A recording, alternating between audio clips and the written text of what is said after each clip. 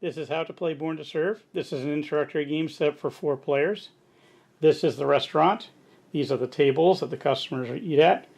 This is the Phantom Realm where spent service markers go. This is the staff that run the restaurant. That is a scoring chart, obviously a prototype. The customers are represented by tip cards. The tip cards come in 2 flavors. There are green tip cards. These are known customers. They come in, they order the same meal every day. Everyone knows what they tip. The yellow tip cards are unknown customers. They could be Wall Street stockbrokers. They could be starving artists. You don't know. Green cards go on the table face up. Yellow cards go on the table face down.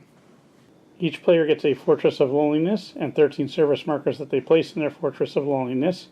Each player also gets a superhero that has 2 powers. They can use 1 power during each round during the game. The last player to go to a restaurant gets the first hero marker and becomes the first player for the first round of the game. At the start of the round, each player takes 5 service markers from their Fortress of Loneliness and flips one of them to their high priority +1 side. During the service phase, on each player's turn, they place a service marker on a table or on an available staff position. When a player places a service marker on a table, they have to place it on the lowest position currently available on that table. Staff help the players during the course of the game.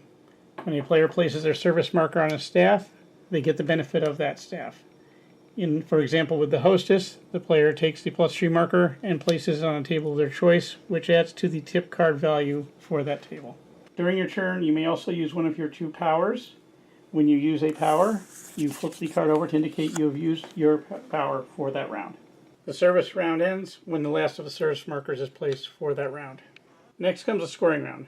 During the scoring round, tables become one of 3 possible situations. A partially filled table stays put. The service markers stay there, the tip card stays there.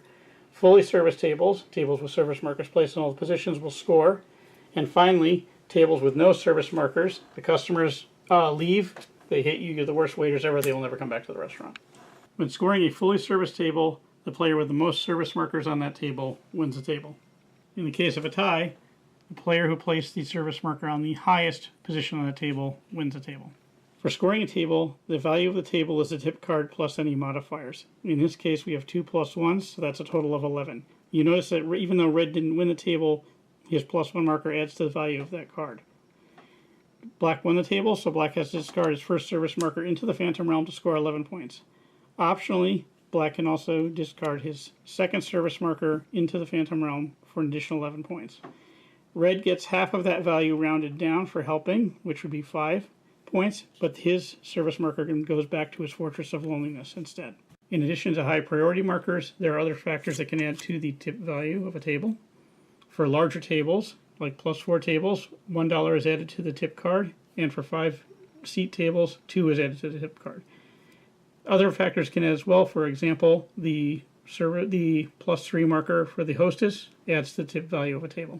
Once all the tables have been scored, any player's service markers on staff are returned to their Fortress of Loneliness. Now new customers arrive, with yellow tip cards being placed face down and green tip cards being placed face up. At the start of the next round, the first hero marker is passed to the player on the left. All heroes reset their powers, and each player takes 5 service markers from their Fortress of Loneliness and again flips up 1 to its high priority side. When placing tip cards, if the last of the tip cards is placed out, that indicates that that round will be the final round of the game. Any tables which do not receive tip cards are removed for that round of the game. The last round ends when either a player places the last of their service markers or when all table positions have been filled with service markers. All tables are scored, and the player with the highest score wins the game and gets the job.